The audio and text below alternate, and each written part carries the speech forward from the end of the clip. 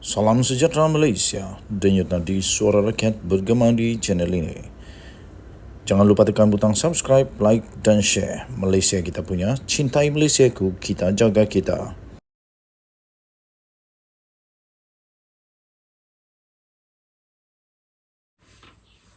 Salam sejahtera Malaysia, denyut nadi suara rakyat bergema di channel ini. Salah satu perbahasan paling rancak sekarang di internet ialah tentang satu memo bocor. Ada satu memo dokumen dikatakan bocor. Memo bocor, kononnya memo itu daripada pihak tertentu yang mencadangkan menggugurkan pertuduhan kepada Najib. Wow, dan akhirnya AGC timbul, tampil dan buka suara. Peguam negara akhirnya rasanya tak sabar lagi, dah hilang sabar dan akhirnya timbul.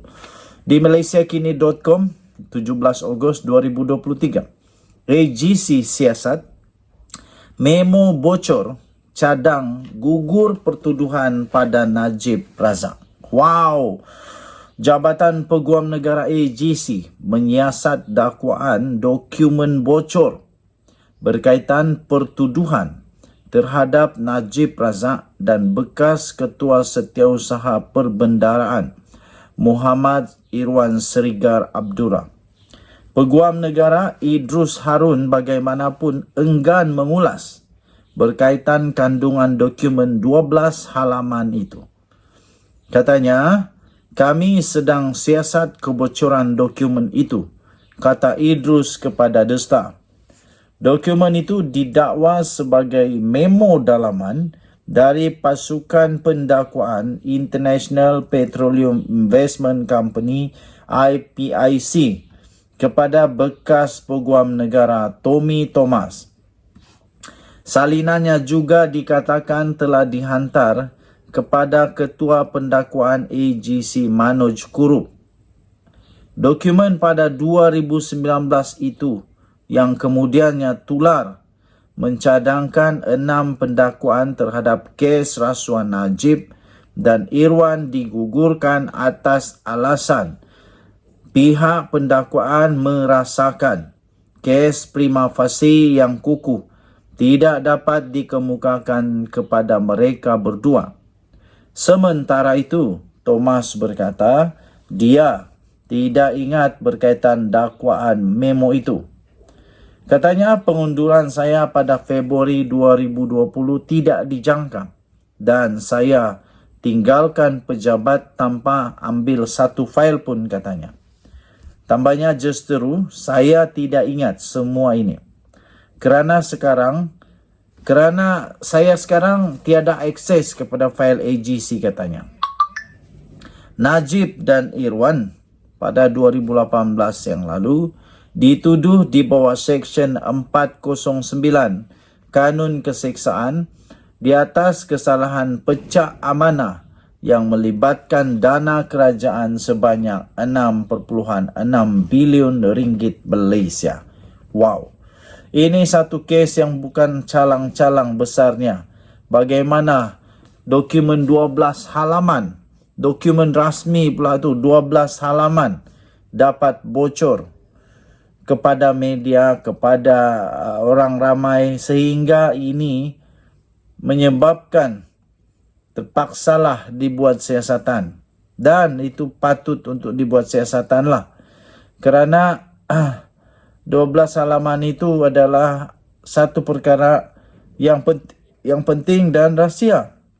Tapi macam mana boleh terbocor? Persoalan paling utama ialah siapa yang membocorkan dokumen itu? Hanya orang-orang yang ada kuasa sahaja, yang ada yang ada akses kepada benda ni sahaja yang boleh dapat benda ni. Jadi siapa dia? Saya pun tak tahu, tak ada yang tahu, tapi akan disiasat. Denyut nadi suara rakyat bergema di channel ini. Bye-bye. Salam sejahtera Malaysia, denyut nadi suara rakyat bergema di channel ini. Nampaknya disahkan bahawa negeri Perak berada dalam keadaan yang agak bahaya sekarang ini, ataupun Ya, dalam pergolakan, dan memang benar bahawa memang ada usaha menggulingkan kerajaan perpaduan negeri Perak. Itu diakui sendiri oleh Sarani. Diterbitkan di malaysiakini.com, Sarani akui ada usaha guling kerajaan perpaduan Perak. Menteri Besar Perak Sarani Mohamad mendakwa memang wujud usaha daripada pihak tertentu untuk menggulingkan pentadbiran kerajaan negeri sekarang ini. Dakwaan Sarani, sekurang-kurangnya ada 4 ahli Dewan Undangan Negeri atau ADUN yang sedang cuba dipujuk untuk berpaling tadah untuk memberikan sokongan mereka kepada Perikatan Nasional. Katanya, nampaknya mereka tak berpuas hati dengan Pilihan Raya Negeri PRN Negeri sebab mereka mengharapkan jika PN merampas 6 negeri bermakna dia nak gambarkan satu gelombang baru penolakan rakyat terhadap kerajaan perpaduan. Tapi itu tidak berlaku, kata Sarani selepas beliau mengadakan pertemuan dengan ADUN Kerajaan Perpaduan Perak di Ipoh dan dipetik oleh Sinar Harian semalam.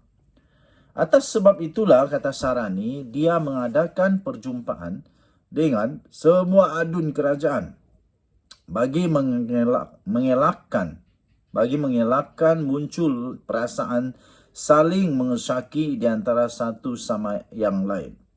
Kata ADUN Kota Tampan itu lagi, mereka adalah orang yang setia kepada penubuhan kerajaan perpaduan. Selepas pilihan raya umum PRU ke-15, pada November tahun lalu, BN dan PH mengadakan kerjasama untuk membentuk satu blok majoriti 33 DUN, kerusi di DUN sebelum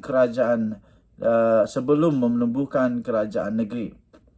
DUN Perak mempunyai 59 kerusi DUN dan memerlukan sekurang-kurangnya 30 kerusi untuk mana-mana parti politik meraih majoriti muda.